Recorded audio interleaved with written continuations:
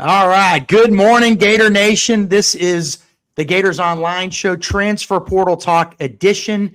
We are going to break down what the Gators have done thus far in the transfer portal, let you know if there's anything still out there going on that you need to be aware of. And we're going to tell you who we think the biggest gets were in this transfer portal class, who the biggest misses were. We're going to grade the class, and then we're going to take some reader questions at the end. I'm Keith Niebuhr of Gators Online. That is Corey Bender up in the right-hand corner, Blake Alderman down below. And guys, what do you think of the transfer portal so far? Blake, we'll start with you. Just your overall impressions of what Florida's done, and obviously we'll dig deeper into this as we get going. You're on mute, Blake. It's been a little different just from the past staff of seeing just how quickly these guys moved as far as the evaluation process, the getting these guys on visit process, and then ultimately turning those into commitments. So it's been a little different than what we've seen in the last 3-4 years, somewhere around there. So I think it's been good. I think that they addressed a lot of needs overall, but it's still a little weird. I just feel like the transfer portal is not something that we've really had to cover heavily. We haven't had the hustle and bustle, and that changed this year. Corey, Florida only signed like 6 or 7 guys out of the transfer portal last year. Not too many impact guys either. J. Michael Sturdivant, the receiver, started every game. The punter, Tommy Doman. There were a few guys. Brendan Bedd ended up being a good defensive lineman from Baylor. But this time, Florida has already signed more than 24 guys out of the transfer portal. Are you surprised by that? Not at all. Was it needed? How much was it needed? Just your general thoughts, Corey. Yeah, I think it was a mixture. I mean, obviously you had a lot of departures in the transition class, obviously with the new coaches coming in. So that was all, that number was always going to expand because of that reason. But Florida also had a lot of holes to fill too. I just think overall, when you look at last year's roster, I mean, the record speaks for itself. I mean, they had a lot of guys that started games, but the results weren't on the field. So I think with a new staff coming in, I'm not too surprised that they loaded up at certain positions to really kind of set their footprint and their vision for what they want to do. But also too, I think they brought back the guys they needed to bring back. I think they obviously knew, hey, we're obviously need to bring in our guys, our vision for our schemes, but there's some real talented guys on the roster, like Vernell Brown and Dallas Wilson, guys like that. So they obviously made those guys a priority too. So I thought it was a good mixture of both. But I'm not surprised by the heavy number. I mean, with the transition class, that makes sense. All right, so just to give everybody the lay of the land here, we're going to try to go for 45 minutes to an hour. We won't beat a dead horse here. We'll just get to the nitty gritty, give you our thoughts, and move on to the next subject. But before we do, Blake, the number one question out there right now is Florida done? And you've been tracking some guys to watch still, because the portal window to enter was January 2nd through the 16th, but that doesn't mean guys had to have their decisions by then. They can still make decisions this week. Obviously, you got to be in class by a certain date. I don't have the specific date, but we think probably by the end of this week, a guy, if he's going to be at UF's got to be in class, right? So who are you monitoring right now, Blake? Who should fans be keeping track of? Yeah, I think whenever you are dealing with the transfer portal, there's always names that could pop up that aren't on our radar. It's one of the more tricky things to cover in this day of college football. But Jordy Lowry, a cornerback, was a junior this past season, so he'll have 1 season left to play from East Carolina. He's a native of Bartow, Florida, so he's from the Sunshine State. He's a guy that entered the portal, I think it was January 6th, somewhere around there, so he's been in there for a little while. Hearing that that's a guy that Florida has targeted and things are seemingly looking good there. Could that be the only guy? Could there be more? I would tend to think that just given the numbers that Florida's more done than not done, but that's one guy at least on my radar right now. Okay. Do we know? I mean, look, people are asking, what's the drop ad date? What's kind of different for athletes than regular students? Let's be honest, because last year, as everybody watching will recall, Dallas Wilson signed with Oregon, got out of his letter with Oregon, then had to get some academic work done and really didn't get in, I want to say, till late, very late in January. We don't have an actual date, do we, guys? This is it. This is the firm date a guy's got to be enrolled. I have not been told anything. Have you all? It seems like it's sort of, whatever, flexible. I mean, they always have certain dates, yeah, but I know, like you said with Dallas Wilson, some guys, just depending on the person's situation, some guys have loopholes to work around. But yeah, there's no set date. I think the biggest thing we're tracking is through the end of January with the dead period starting in February. That's the biggest thing when kids get on campus. But as far as what you asked, no, yeah, I think it all depends on certain guys. All right. So the class right now is ranked 12th in the On3 transfer portal rankings. Florida's got over 24 guys. And I'm going to go over the guys right here real quick. The transfers in. It's a couple dozen guys, so bear with me. You got A tight end, Evan Chica from, where was he from, guys? He New was Haven. from New Haven. Mason Clinton is a defensive lineman from Southern Miss. You've got Jalen Lloyd, a receiver from Oklahoma State. Kanye Clark, a defensive back from UCLA. TJ Bullard, son of Thaddeus Bullard, the famous wrestler. Titus O'Neil is his other name. TJ Bullard's a transfer linebacker from UCF. Miller Feely, a transfer punter. Actually, he was from Southwest Oklahoma State, but I think he had originally committed to UT Martin. Luke Harpering, the tight end from Georgia Tech. Eric, and correct me, guys, if I miss any of these up. Luke Harpering from Georgia Tech, the tight end. Eric Singleton, the receiver from Auburn, originally at Georgia Tech. Harrison Moore, center from Georgia Tech. Emeka Igorji, offensive tackle or guard from Stanford. Carton Milron, a long snapper from Louisiana. London Montgomery, good running back from East Carolina. Cam Dooley, good defensive back from Kentucky. Micah Mays, a receiver from Wake Forest. Emmanuel Oyabaju, important one. We'll talk about him probably at some point in the show. Defensive lineman from Jacksonville State. Egan Boyer, an offensive tackle, might be the starting left tackle next year for the Gators. From Penn State, Patrick Durkin, the number one kicker in the country. He's from Tulane in the transfer portal. Alec Clark, also of Tulane, is a punter. Aaron Philo, your quarterback from Georgia Tech. TJ Shanahan, an offensive lineman on the interior part of the line from Penn State, started a bunch of games last year for the Nittany Lions. Evan Pryor, who Corey wrote about today, a running back from Cincinnati. DK Kalu, defensive lineman from Baylor. Bailey Stockton, receiver from Georgia Tech. Lakota Dupree, I hope I'm pronouncing that right. A tight end from James Madison. And DJ Coleman, the first guy on the board, valuable guy, defensive back, safety from Baylor. But again, the number 12 transfer class in the country. And guys, we're going to get into the nitty gritty of this class.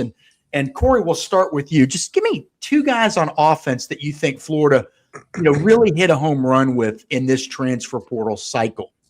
Yeah, I think you have to start with Eric Singleton, the wide receiver at Auburn. I mean, it was a guy who was initially going to go to the NFL. Obviously, the connections with him initially playing at Georgia Tech under Buster Faulkner. A big play guy who I think really complements the likes of Dallas Wilson, Vernell Brown III at Florida. So obviously one of the top transfer wide receivers, one of the top offensive transfers overall. I think you have to start with him. I just think he makes that wide receiver room, I think, one of the best, probably not just in the SEC, but nationally on paper. Obviously, we'll see how they complement each other on the field. And obviously whoever plays quarterback and starts this year, if they can get them the ball and really make that offense click. So you got to start with him. And I was going back and forth for a second one. I mean, really trying to go through his class. I think Georgia Tech quarterback Aaron Philo, just because there's so much uncertainty at quarterback with DJ Lagway now headed to Baylor. I mean, you bring back Tramel Jones, who, played in a few games last year, but, Long Island's obviously a step below most opponents. He played well there, but, at Kentucky, you can tell he's still a young guy who needs time. So I think with Aaron Philo, you're bringing in a guy that's obviously very familiar with Buster Faulkner, his offensive vision, a guy that I don't believe, Keith, I don't think he's ever been sacked to in college. I mean, I know his sample size is pretty small, but a guy that shows good pocket awareness, decent velocity on his throws. I think broke the state record in the state of Georgia for most career passing yards. So, not a lot to go off sample size wise, but I think obviously quarterback was a major need. And I think with him, maybe you get a potential starter for several years in Gainesville. Corey, he obviously has to win the job. He's going to be competing against most likely Tramel Jones. But Aaron Philo, only one career start. And I wanted to ask you now, he's been in Buster Faulkner's system for 2 years at Georgia Tech. Now, this system's going to change in a sense because with Haynes King, their quarterback last year, finished 10th in the Heisman Trophy voting. He was a true dual threat guy. That's not Aaron Philo. He's a pass first, really pass all the way guy who can run. So it's going to change, but he knows the language, the terminology, knows what it's like working with Buster Faulkner. How much do you think that's going to give him a leg up in this quarterback competition? I think it's going to make it tough for Tramel Jones, but obviously I wouldn't bet against Tramel Jones, who also had a prolific high school career at Jacksonville Mandarin.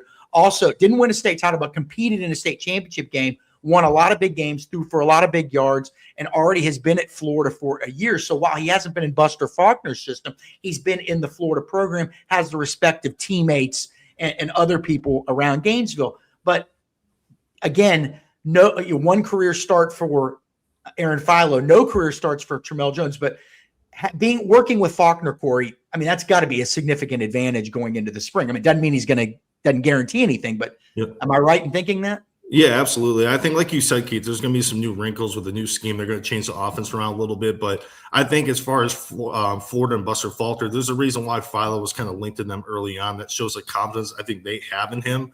And obviously what they're expecting out of the quarterback position. I think if he was coming from a different school and just, it wasn't under Buster Faulkner at Georgia Tech, I probably wouldn't be talking about him right now. I just think that familiarity of what he wants. And I think there's a reason. I mean, Florida evaluated several quarterbacks in the portal, but I talked to another transfer quarterback early in the cycle, and he said, "Hey, I think Philo's their guy." Like, I'm hearing from Florida, but they're hearing two other quarterbacks are hearing like, "Hey, Philo's the guy they really want." So I think overall they have a lot of trust in the kid. There's familiarity from them recruiting him in high school, and then obviously being in the system for a few years. Yeah, there'll be a few new little wrinkles, but I think overall it's a guy that has started, and when he does start, I mean, he's flashed at times. So I think you have to give him a little bit of the leg up against Trammell, but like you said, you can't count out Trammell at all. All right, for you old-time Gators, like really old, I mean, I'm hoping there's some of them still alive that might remember this. There are some significant historical connections between Georgia Tech and Florida. The great Ray Graves, who was Steve Spurrier's coach in Gainesville for the Gators, head coach of the Gators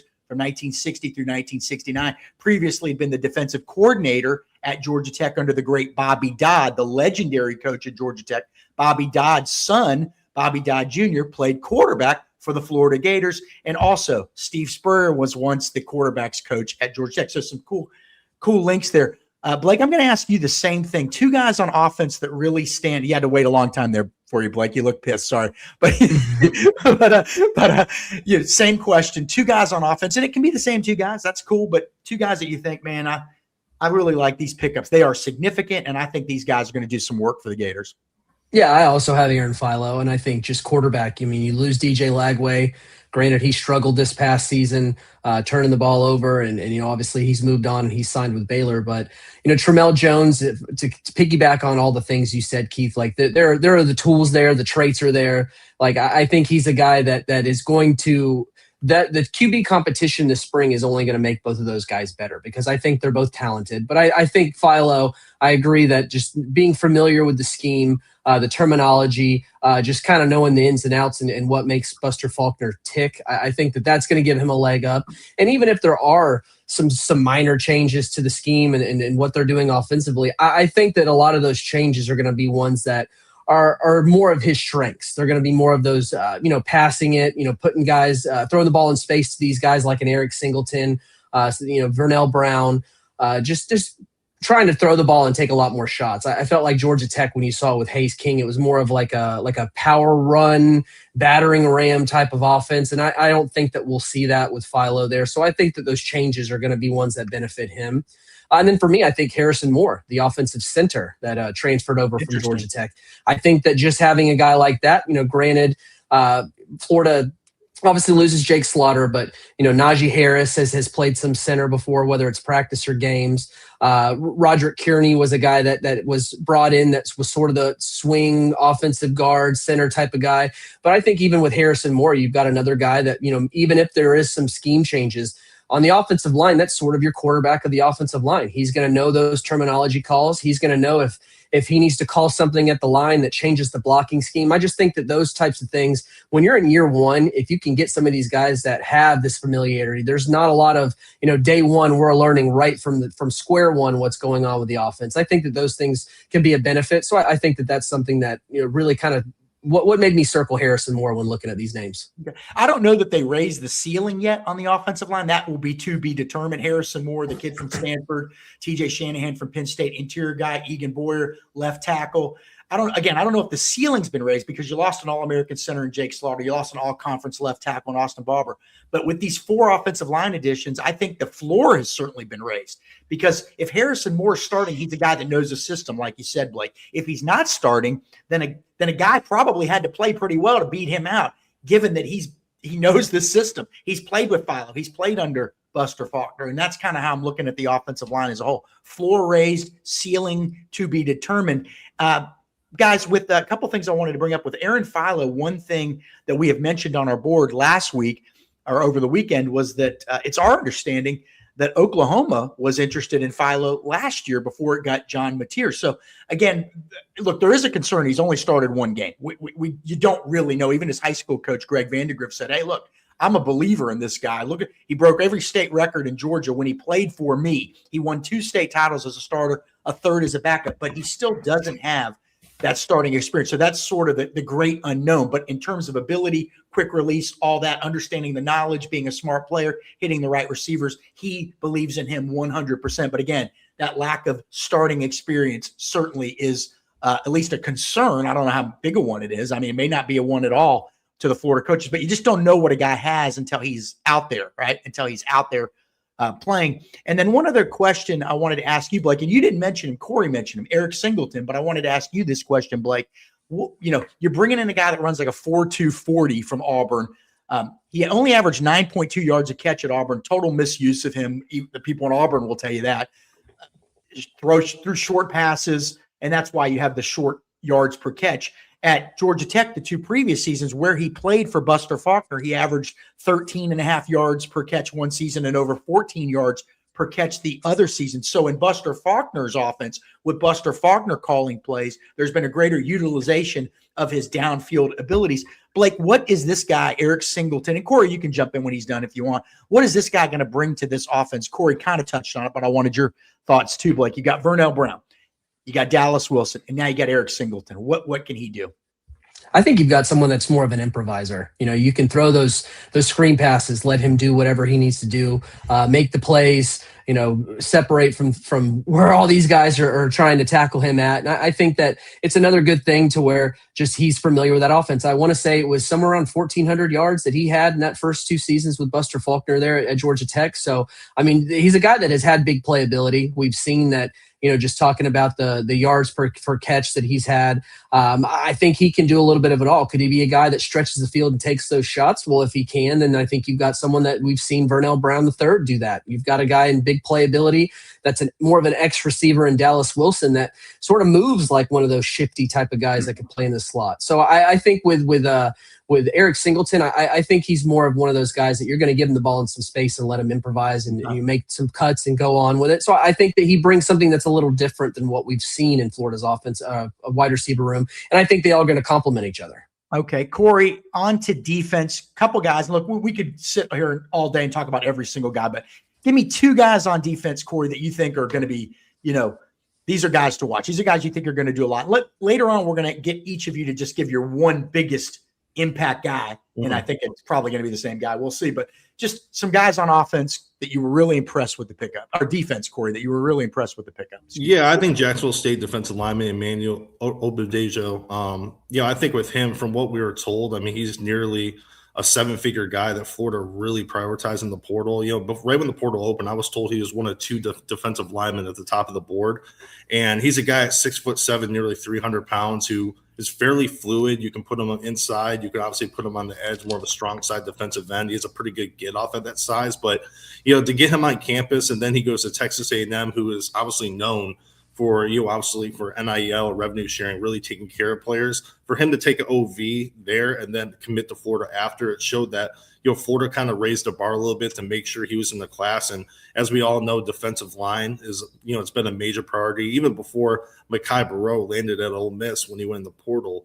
So I think with him, you get one of your top guys at a position of need, and maybe in previous cycles that they probably maybe would have never landed. And I think, kind of piggybacking off what Blake said, I mean, Florida under the last staff would kind of take their time more when it comes to evaluating guys and to be playing catch up. I think with this kid, I mean, they scheduled an OV with him right out the gate. So getting him in the full that position need was a major big deal. And I think he's a guy that's still learning the game, coming from England, who's still, I think, under Gerald Chapman, I think, who can really kind of take his game to the next level in the SEC. And another one's Kentucky safety Cam Dooley. I think he's another one. Jordan Castell going to Kentucky, and then obviously Dooley from Kentucky comes to Florida. I think a lot of people would say Florida maybe got came out on the better end of that as far as the type of player. I think he's a guy at 6'2", good frame, good size, very physical. A guy can play a little bit of star as well. So I think you have a guy that's still young, but really kind of hit his groove this past year when he was given a starting role after a few injuries up in Lexington. So I think with him, he could potentially be a starter along with DJ Coleman. And I like him a lot. I still think you're definitely upgrading that safety room. And I think with him, you still have several years of eligibility too. A guy that's physical, has changed his direction very well, comes downhill, and can really flip his hips in coverage. So I think with those two guys, they definitely stand out the most. Yeah, coverage at times at safety last year was not Florida's strength. Blake, I'm going to ask you the same question. Couple guys on defense that you really like in this transfer portal class. Yeah, to piggyback off Corey, Emmanuel Ibadejo from Jacksonville State. That's the one that I really think, just to kind of echo Corey, like this is a guy that Florida staff was really excited about. He was taken care of from an NIL standpoint, and I think that if you're going to play that type of NIL game, that's someone that you obviously really want, and it's not just saying it with words; it's showing it with action. He's someone that. It's more of a 5 technique defensive end, but he can obviously play some of that 3 technique interior. It might be twitchy enough to stand up in some packages. It's kind of hard really not having a full grasp of what Florida's going to do defensively, but it's a guy that they're really excited about. And I do think you get some versatility from him. And then the other one is at safety is a Baylor transfer at the safety position, DJ Coleman. And I think for me, it's more of just you're losing a guy in Jordan Castell who had ups and downs. And this past season, you saw a lot more of those downs and ups when what we saw as a true freshman when Castell really kind of burst on the scene. But, I mean, Coleman is one of those guys that has played quite a bit of football. He's coming in with some experience. And I think that I do like Cam Dooley a lot. I think he's going to be just as good. Like, I think I went back and forth between the two of them. But I think for me, Coleman is someone that has a little bit more experience. And I think he sort of fills that need, that void that you lost with Castell. You're muted. At that time, I was on mute. It's funny. We always put ourselves on mute. I cough. People have kids in the background, and we always forget. Looking at that defensive side of the ball, and you both mentioned Cam Dooley. You both mentioned, I think, DJ Coleman. So the safety room, that was one of the big needs for Florida in this cycle, obviously. They weren't, obviously Bryce Thornton's coming back, but, you lost some guys. You lost your stars, Sharif Denson, Aaron Gates. You lost Jordan Castell. And look, there's a lot of criticism of Castell, and a lot of it was deserved, quite frankly. But he did start 30-plus games at Florida. So you lost some veteran experience there. You lost some starting experience. And he actually is a good run defender. Pass defense was a little lacking last year. No pass breakups for Jordan Castell. I think he had 9 the season before. So I don't know whether he regressed there. I don't know whether it was coaching. I don't know whether it was circumstance. But it was certainly an area that Florida needed to upgrade. Blake, you touched on this. Corey, would you agree? Do you think Florida upgraded in the safety room? Yeah, I think so. I think overall, too, I just think Florida needed to be more physical. I just think when you look at that safety room as a whole, Jordan Castell, like you said, he started over 30 games, but I think that also talks about Florida's safety room as a whole. No one can really beat him out for his starting job. So I think overall, I think they definitely improved. I think with DJ Coleman, he has good size. He can come down. I think he can play star. He can play safety, very physical, solid tackler. And I think Dooley, I think he gives you a little bit of both. So I definitely agree with that. All right, sleepers. And we're going to end up covering as many of these guys as possible with different categories. But 2 sleepers on the team. And you can be as quick as you want. You can be as detailed as you want. But Corey, we'll go back to you. Just a couple guys that maybe aren't getting a ton of attention because you got Philo, you got Singleton, you got some big name guys in this cycle in the recruiting transfer world, but there are guys that aren't big name guys. And really, Blake Harrison Moore, you touched on him earlier. That would be a guy that maybe would go in this category too. Corey, a couple sleepers. Yeah, I think Stanford lineman named Mecca Orderje. I think with him, he started. For any Power 4 school to start mostly the whole year as a true freshman, that says to me a lot about a player. I know Florida's very excited about him, and from what we're told, they view him as a potential starter in 2026. Obviously, he has to go out there and earn it, but they love his versatility. They love his athleticism, the way he can kind of mirror a lot of guys with foot quickness. There were some growing pains at Stanford, but at the same time, understandably so. It's not often when a true freshman plays along, for a Power 4 school and starts that many games. So I just think with Phil Troutwine, I think with him and other guys on the staff being very excited about him, I think that speaks volumes. And I think that they have a whole year, almost a whole year to kind of, work with him before the season. We'll see if he'll get a starting nod. And if that's the case, it's a guy that will be a true sophomore this fall. So maybe you get a potential multi-year starter. And I think it's a guy Florida was very excited about. Texas didn't push as hard, but it was a school that kind of had him on their radar. So it wasn't just Florida. Duke was after him. There was plenty of schools that definitely had their eye on him. I think overall, another one, Egan Boyer, 6'8" offensive tackle out of Penn State, another guy Obviously, Trotwine was excited about, worked with him up with the Nittany Lions, and kind of has that prototypical left tackle frame at 6'8", a shade over 300 pounds. And another guy that's fairly young with multiple years of eligibility. I think Florida's probably in a better spot more when it comes to interior offensive linemen, even though they got, TJ Shanahan, they got some other guys that kind of fill out the roster and add depth. I think offensive tackle, Caden Jones started several games of right tackle. I think you have to kind of circle him as a potential starter, kind of having the leg up at right tackle. But I think, at left tackle, Austin Barber's off to the NFL. We just mentioned, Emeka from Stanford. I mean, he'll be in the mix for that starting job. But I think with Boyer, we kind of talked about before with Philo and Buster Faulkner, a guy that Trotwine was familiar with, recruited him at Penn State, and he has that left tackle frame. And I think he doesn't really he was one of the early commitments. We're almost at 30 now. So I think some people may have forgotten about him a little bit. But like you said, Keith, at the top of the show, maybe he's your left tackle starter this fall. Yeah, I like Boyer, and I'll tell you why, because he probably, he was pretty much penciled in to be the starter at Penn State next season as a left tackle. 2 seasons at Penn State thus far. He's only started 1 game, but again, that was in the bowl game that they just played. But developmental position, that's a position where you don't really want a guy to come in. If a guy's starting at a program like Penn State at offensive tackle, you're probably in bad shape. And obviously they got fired, so things weren't all great. But the offensive line generally hasn't been a huge problem at Penn State. And this is a guy that would have been starting next year, and he comes into Florida. So if he's starting, you got a guy that's doing this. He was like 260 pounds in high school. Now he's 60 pounds more. He's grown into his body. They say he's physically gifted. He's athletically gifted. He's smart. So if he's starting, then he's on that path. And if he's not starting, then you had somebody good enough to beat out a guy that was on that path. So again, raising the floor, in my opinion. Blake, a couple sleepers for you in this class. Who you got? Yeah, I think that you could really make the case for every guy that they added on the offensive line to be a sleeper. And I say that because there are just so many unknowns of what the offensive line is going to be like next year. Yes, Caden Jones. And I say that more maybe for the offensive tackle positions, but you bring in a guy like TJ Shanahan, who has experience of playing the interior offensive line. Obviously, Harrison Moore, who I mentioned earlier, he has that familiarity with Buster Faulkner's offense.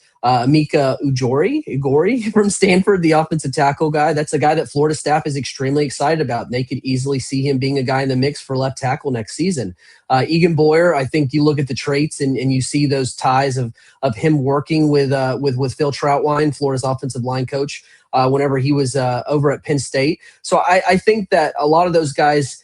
Do you think that Florida more than likely has the majority of their interior offensive line? Like there's just guys that have that, just that they have the experience, they've been there. Granted, yes, there's a new a whole new staff that's in there, especially an offensive staff. I think offensive tackles may be more of an unclear type of deal. And I think Caden Jones is probably one that maybe stands out a little bit more.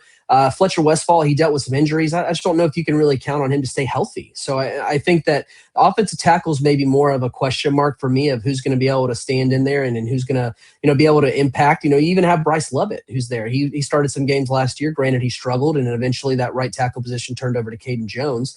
But I just feel like the offensive line, there's just so many question marks. You mix in, yes, there are some guys that have played a lot of football. There's guys that are coming into the program that have some traits. They have some upside. There's guys that have come in that have played a lot of football.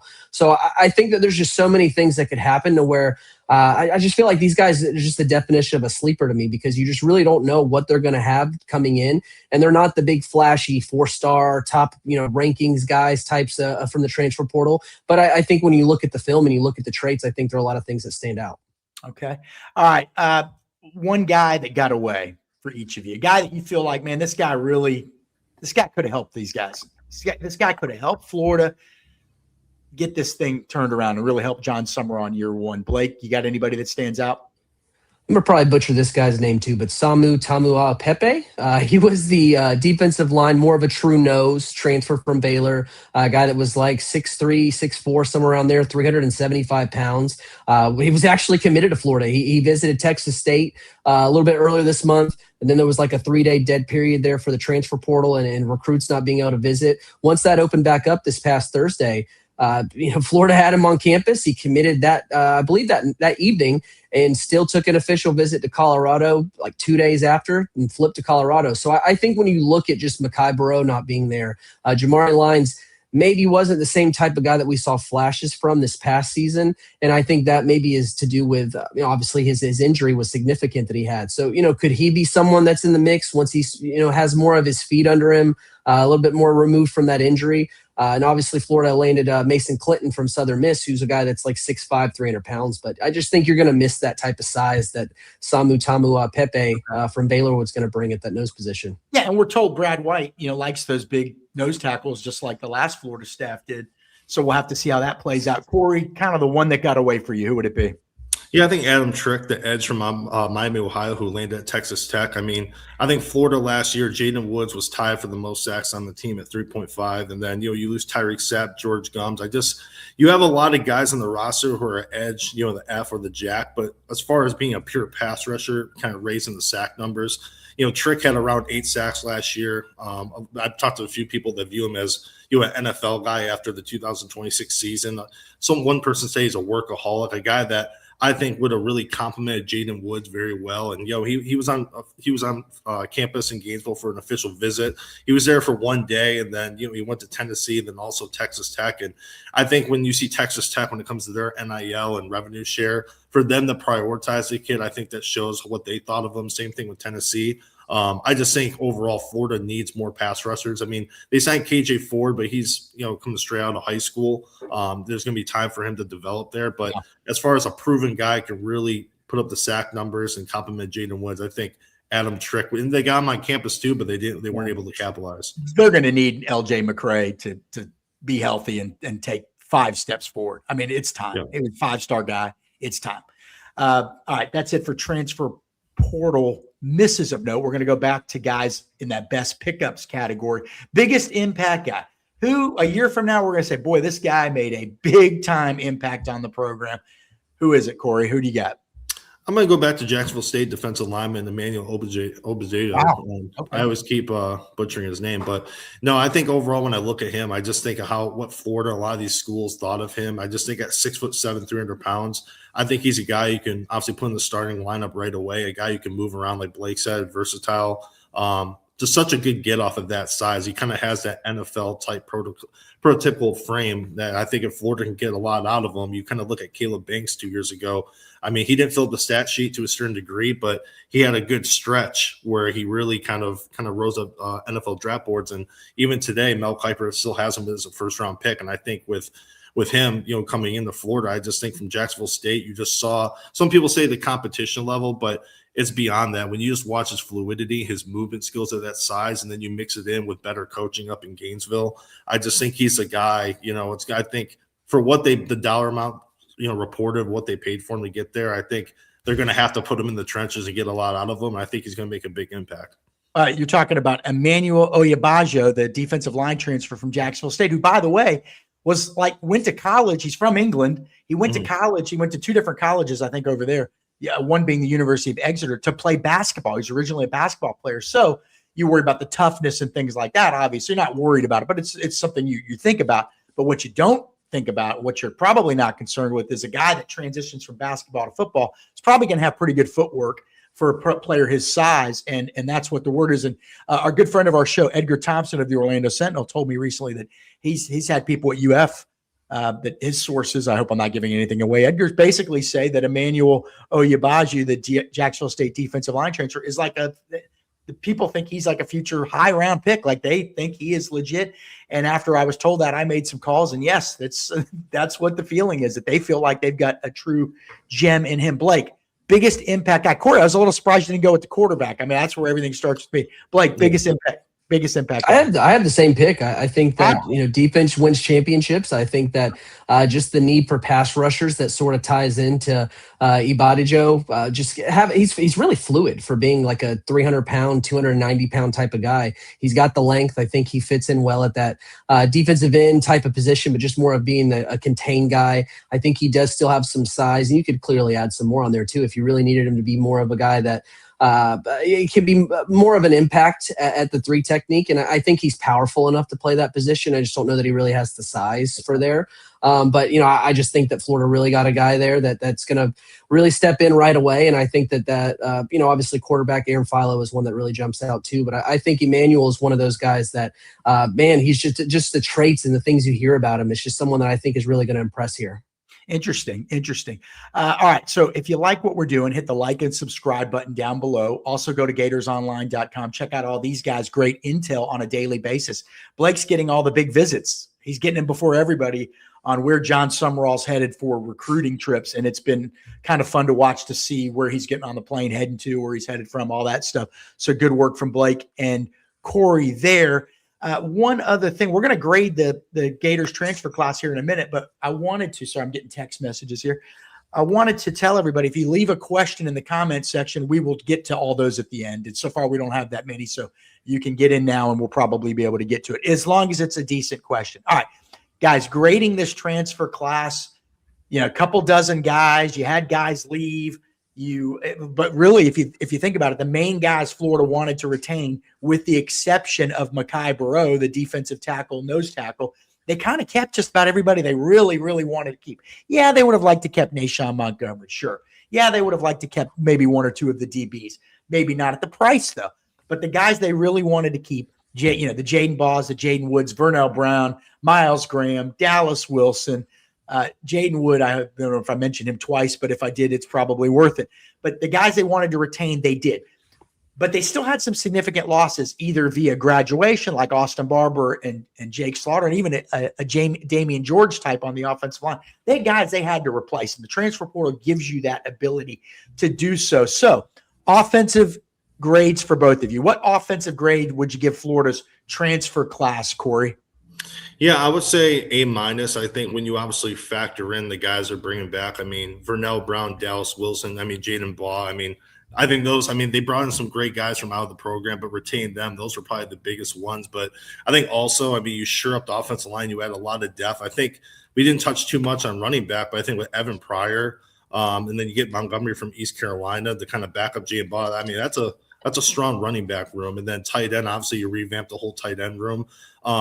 I think when you look at it from top to bottom and then you consider who they were able to retain, I think A- to me, I think that's appropriate. I think they got the guys they need to bring back, but they also shored up a lot of positions, maybe not a lot of star power at certain spots, but I think you definitely landed several potential starters and guys that kind of fit into like what Blake said, guys are overlooked. I think with offensive line, there's a lot of guys you can kind of put in that conversation. So I think for me, A- is definitely appropriate. Okay, Blake, offensive grade for you?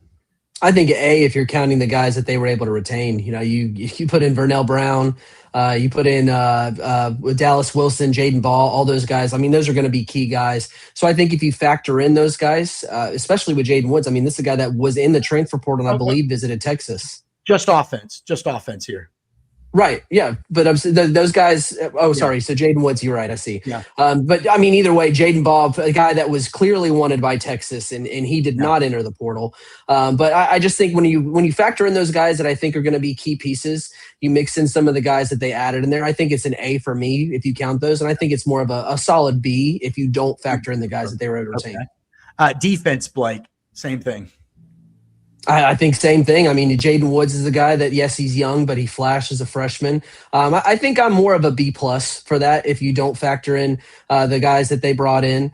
The guys that they retained. And I say that just because I think you would have liked to see them get a more of a true nose. And I think that was clear, obviously, going to get that guy from Baylor who had that 375-pound frame. And, granted, yes, they can add another guy there. The transfer portal still has names in there. I think defensive tackle is one of those to where if a guy's in there, like, schools are going to be scooping those guys up quickly. Those are usually pretty competitive. So I think the lack of a true nose and knowing that Brad White really likes those types in his defense, I think for me that makes it a B.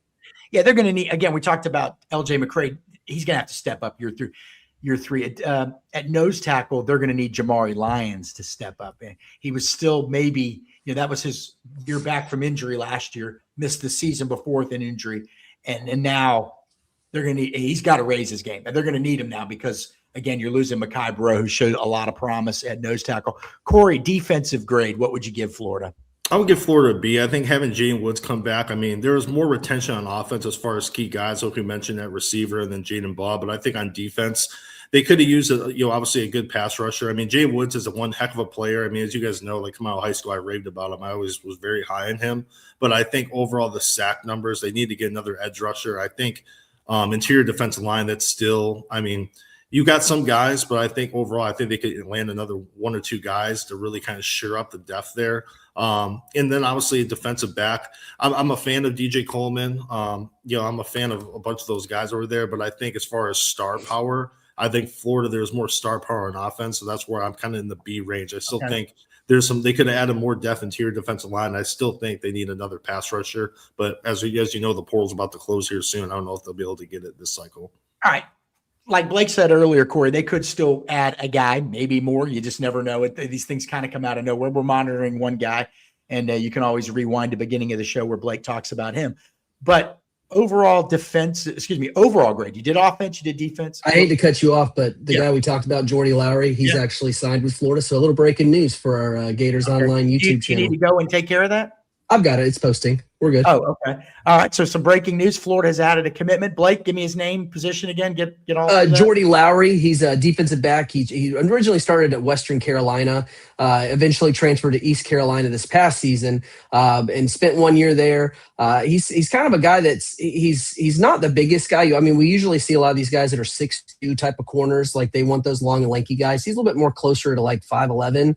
5'10", somewhere around there. But he's a guy that I was told that they're pretty excited about. He's from Bartow, Florida, so he's from not too far from Gainesville, and he's a guy that's coming in with 1 year left to play. He was a junior this past season, so it's a guy that Florida targeted there late and visited, I believe it was Monday or Sunday, and now they have him in the class. I am doing some work here myself. We're tweeting while we're talking about this. Corey, do you want to tweet this out, or do you want to give us your overall grade first? Well, I'm doing both. I can do both. Okay. That's amazing. I can multitask. He's so versatile. It's one thing I can do. I think overall A. I think when you look at the class from retention, offense, defense, and who they brought in, we mentioned D-line. They brought in, I think, with Emmanuel Odebedejo. I think with him, I think he's a potential elite guy. I think, obviously Jaden, but I think to me, Jaden Ball, Dallas Wilson, Vernell Brown, Jaden Woods, to me, those guys alone boost the class to another level. And I just think offensive line, you had a lot of depth, running back room, and maybe one of the better running back rooms, maybe in the whole country with Jay and Ball, obviously, but so many strong backups. I just think overall, when you dissect it from A to Z, I think to me it's a solid A. I don't think, that's so overall class. You think the overall class is an A? Yeah, I think without the retention, I would probably put more of a B plus, but I think with all the retention guys, I think a solid A. All right, Blake, what about you? I think A for me, if we're counting the retention guys. I just can't emphasize how big that adding some of those guys. Yeah, they're young, but Dallas Wilson is a guy that was a highly ranked guy for a reason. He has the traits. Vernell Brown III, maybe he didn't score this past season, but we saw those big playability type of plays from him. And then just count in the guys that they added. I think that, keeping Jaden Woods, a guy that did enter the portal, he visited Texas, I believe. I just think that showed competitiveness. Just to be able to reel that guy back in, because if Texas is sniffing for a guy, and I think the same could be said for Jaden Ball, who didn't enter the portal, but definitely had some interest from Texas. You're having to play the NIL game for that. So I think it's just encouraging because fans want to add these guys in the portal. They want to bring in all these guys. Granted, I'm sure they want it's more of the highly ranked type of guys, but fans nowadays want a bunch of transfer additions so they can flip that roster, and they want to spend a lot of NIL money. I think Florida's on the track for that, and I think they showed that with some of these guys. Do we want to see more from that? Sure, I'm sure a lot of fans do, but I just think there was a lot of encouraging signs for a staff that's been here like a month and a half, 2 months. So I think there's a lot of promise looking forward in the future. Okay, and sorry, we're all multitasking. When a commitment happens, when we're live on air, it's never pretty. You guys did a lot better of the job than I did. I got to let these guys know the newsletter is sent. So the newsletter nice. sent. It's all tweeted out. All right, so I don't know who needs to post that on Facebook. If you got to go. All right, so pretty good grades across the board. You guys are impressed. Let me ask you, looking at the roster right now and looking at the roster at Florida when the season ended with that win over Florida State, again, the worst Florida team in 50 years, beat Florida State by 3 touchdowns. Comparing the roster then to now, do you think it's a better roster, or is it still way too early to tell? But, I mean, we do have some info here. What do you think, Blake? Is it a better roster now than it was a couple months ago? I think so, and I think that I would go with that just for the simple fact of this was a team that won 4 games last year. Like, yeah, I think there are a lot of talented pieces. Granted, they're young. They'll be better with the experience that they got from this past year to this coming season, especially if you factor in spring ball. Do they need to continue to grow more? Because just what you did in year one doesn't mean that you're going to do that in the years past. And obviously, transfer portal can change everything. A guy that's on your roster in 2026 may not be on it in 2027. But Yeah. I just think that a lot of those guys that they upgraded, and just factoring in, maybe I'm biased or maybe I'm just kind of silly to think and look at those things. But I mean, again, it's a team that won 4 games last year. So, I mean, if the talent was higher, you think they would have won more games, right? Well, I think that, look, it's easy to blame everything on the head coach, but sometimes there's a responsibility of the players to make a play. I mean, did Napier call a horrible game against USF? Did they do things poorly? Sure. But did they also have a quarterback check out of a running play, throw the ball hits the ground incomplete, and that adds time to the clock? I mean, again, it comes down to players making plays too. So it's a combination. If they had an elite roster last year, and I don't care what anybody says, if it would, like I agree with you, if it would have been truly elite, they would have won more than 4 games. They would have played harder because that's part of the deal too now. They would have played faster. They would have played smarter. It's not all coaching. Oh, it's a lot coaching. Don't get me wrong. But, this is the kind of reality. They had to upgrade in certain areas. And again, I think the floor is raised. Corey, just your general thoughts. Do you think it's a better roster now than it was when we saw them play FSU? I do. I definitely do. I just think tight end room overall as a whole, I think that room's improved. You get some guys back there. I mean, even linebacker. I mean, Miles Graham comes back, but I think Jaden Robinson, you re-sign some guys that maybe weren't talked about enough early on as far as retention. Jeremiah McLeod comes back. Obviously, we already talked about the D-line as a whole. I think you obviously bring some – I mean, it's hard to replace a guy like Caleb Banks, but, I mean, he hasn't really played much the last year and a half. So as talented as he was and all the NFL draft buzz, he wasn't in the lineup for much of his time at Florida over the last year and a half. And I just think offensive lineman, I think that's going to be shored up, a lot of depth. So I think if one guy doesn't work out, you can try out some other guys and guys that are very familiar with Coach Troutline. And kind of picking back on what you said too, Keith, I think if Florida was playing better, maybe these guys are playing harder. Maybe they're playing you got a lot of guys now don't take plays off because there's NIL involved. I mean, obviously, it's almost like NFL. It's like you'll have guys that have great sack numbers and great stats because obviously they're getting paid to. They want to play really well, so they have a lot to play for. But I just think if Florida was playing a lot better last year, maybe the players are playing harder. And I think coming into this fall, I think there's going to be a lot of chips on their shoulder, and I think the energy level is going to be high. And you have a lot of like Eric Singleton. I mean, like I said, Aiden Mizell, guys like Tank Hawkins, Deshaun Montgomery, good players, but I mean, Eric Singleton was almost going in the NFL draft. I mean, you pair him with the other guys, it's a talented room. Jaden Bach can kind of breathe a little bit more too, has a lot of good quality depth behind him. I mean, KD Daniels, Treon Webb didn't play much last year. Obviously, didn't play at all. So I think overall, from top to bottom, and like you guys said, they won 4 games, so it has to be better than last season. Well, look, man, they're gonna have to play harder, and they're bringing in a coach, or they brought in a coach who his teams are defined by effort and energy, and I think that's going to translate. Now we'll see. Maybe we don't know.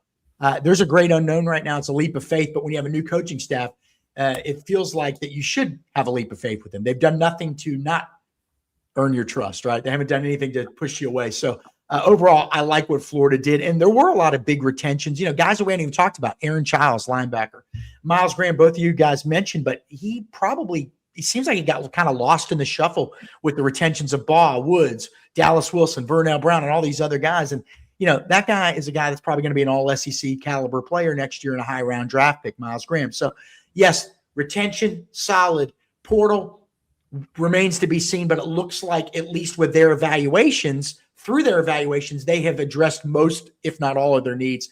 You would have liked, and you guys both mentioned this, so maybe more of a true nose coming in there, but maybe they have to go a little smaller on the defensive line. Caleb Banks, I don't think he's a big replacement. I don't think it's tough to replace a guy that doesn't play. I don't think it's hard to replace it. He didn't do anything. He's very talented, and by all indications, a good dude, and he's going to be a great NFL player, but he was hurt at Florida, so he didn't do a whole lot. So I don't think that's tough to replace. And they do have some young, promising defensive line talent. Mbachu, McLeod are guys with all SEC potential in year 3 and year 4, and players that are certainly going to move up in terms of snap counts this coming year. So I like what Florida did based on what we can tell, and we'll learn a lot more in the spring, but that'll still be just this much compared to what we learn when the games start being played. All right, couple questions, you guys. We don't have too many questions, so Blake and Corey are going to get let off the hook, and I got to give them credit for multitasking, getting that commitment out of there. And the people that were watching the show are dedicated viewers who were watching the show early on.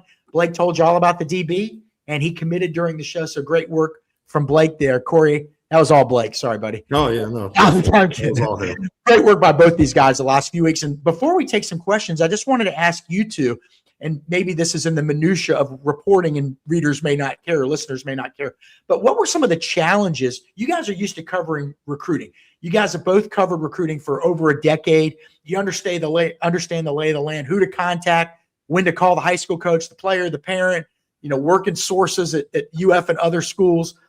What were some of the challenges, Blake, that you faced dealing with the transfer portal and trying to get information to readers? Because it is hard to get information to readers during the transfer portal. Schools are so, tight-lipped on this information. You're on. I think for me, it's just a simple fact of, like you said, like you would think that transfer portal intel and info on what's going on, that's even just as simple as, so-and-so has arrived on campus or so-and-so is going to visit. You would think it's like the nuclear launch codes for like the government. So that's always a challenge anytime. I think that especially you factor in that it's a brand new coaching staff that, we're still trying to feel out. And obviously in turn, they're trying to feel us out. Like they're trying to make sure, hey, is this guy, can I trust this guy? It's a two-way street and those types of things.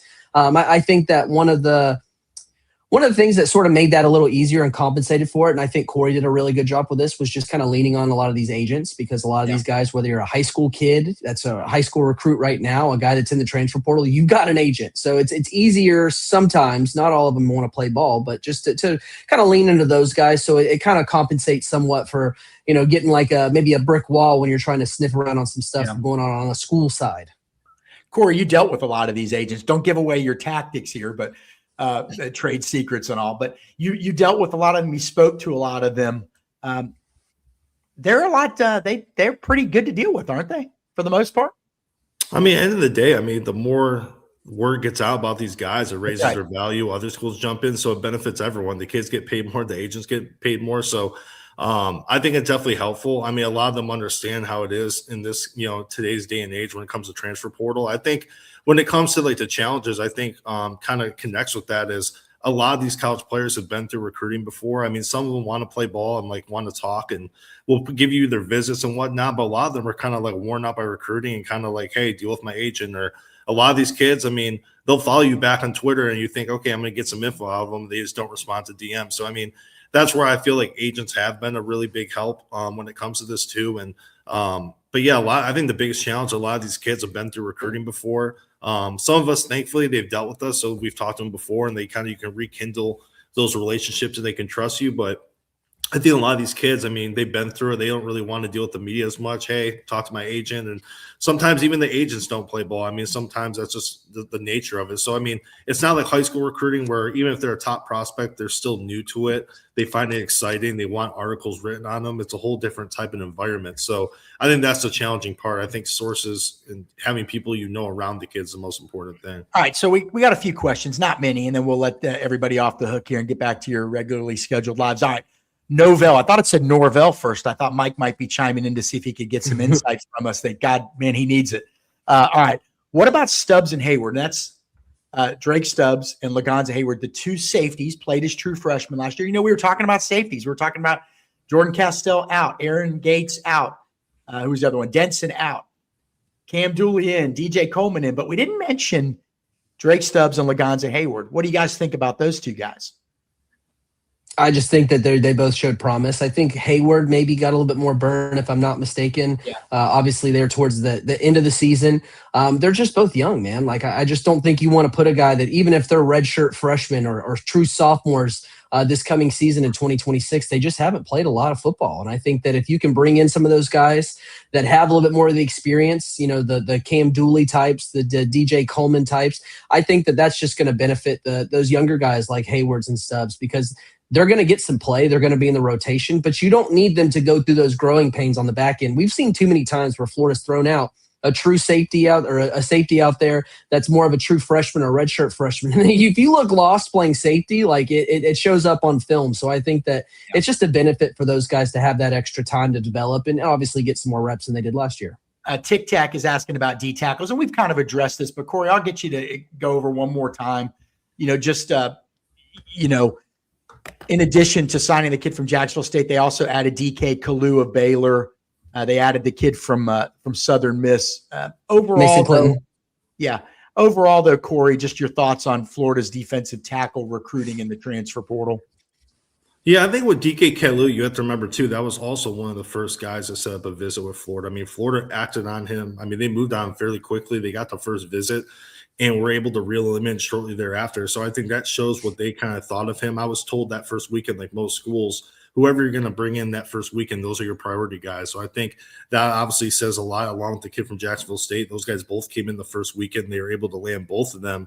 But I think when it comes to coming back, I mean, Mason Clinton's another one. When we were talking about sleepers, he was a guy that I was close to including on there. I just think of his frame, 6'5", 300 pounds. He has a good frame, not much bad weight at all, and he really does a good job of stacking up offensive linemen and kind of stacking and shedding. I think one of those guys that maybe could surprise people, this fall. So we'll see. I mean, he's definitely a nice depth piece. I mean, some other Power 4 schools were going after him. So I think overall, I'm actually more excited too. I just think with Jeremiah McLeod, I think him coming back, I really liked him out of high school. I think he's a guy that's more of an interior player rather than an edge guy. I think he has that get off and that quick twitch that you can put him on the edge in certain packages. But I think with him too, I think Florida's expecting him to take a big step up this fall. And I think if he can emerge, I think that'll make that interior defensive line room even better. All right. Scott says, Gator boys stay hot. Scott's got another comment. Question, but no, it's not a question. This isn't a question either. Scott's excited, man. That's okay. Yeah. This is the time of year where you should be excited. This coach is going to win 10 games a year every year. Steve says, high school class player retention, portal class, all get an A grade. I've been impressed with how well Coach Sumrall and company have put this team together. Now it's on to spring ball. DeAndre says, hey, I'm just glad we didn't lose Ben Hanks. Again, another guy we didn't talk about. Didn't play a ton last year. Played a lot against Mississippi State. Didn't play too much before that. I don't think he played at all before that. Played very little after that until the very end. I think he got some more action. But there's some promise there. Ben Hanks, that's a guy that if he would have decided to go in the transfer portal, would have had some options. Probably could have got some good money. And he decided to stick it out with Florida. So, again, you got to reload in the secondary, man. All right. Boss Hog, my personal opinion is the Gators go 8-3, 9-4, maybe better if our quarterback play is consistent. You guys mentioned the defensive lineman. To me, all eyes are on Aaron Philo. If he's the real deal, this offense could be special. Jaden Baugh, all the receivers. The offensive line is going to have to pick it up. We know that. Tight end room, going to have to see some more out of those guys. Think Amir Jackson's on an upward path. You got some new additions, but if Aaron Philo can be that guy, this could potentially be an explosive offense. It could be the offense we thought we were going to see last year. If he wins the job, he's a guy that will have now been in Buster Faulkner's system for 3 years. If he doesn't win the job, I think that's a positive too, because that means Tramel Jones most likely or someone else would have beaten him out, would have beaten out a guy that has been with Buster Faulkner all this time. And that means he probably is performing at a high level too. So I like what Florida's done. You guys are in agreement. Everybody thinks Florida's headed in the right direction, but we will have to see. Guys, great job. Blake Alderman and Corey Bender, as usual, on point. Make sure you go to Gators Online for more great content from these guys. They've got great intel. It's now recruiting season. Portal season's winding down. It's now recruiting season.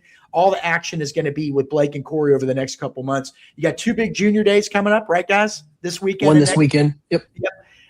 February is a dead period, so recruits can't visit. So we'll be out. We'll be out at camps getting you all the best stories on the top targets for this Florida Gator staff. And then spring ball starts in early March. So for Corey Bender and Blake Alderman, I am Keith Niebuhr. This was a portal edition of the Gators Online show. We will be back next week to recap a big and busy, Junior Day. Junior Day. Busy Junior Day on campus in Gainesville. Thanks, guys, and thanks to all the readers and listeners out there for your support. Take care, everybody.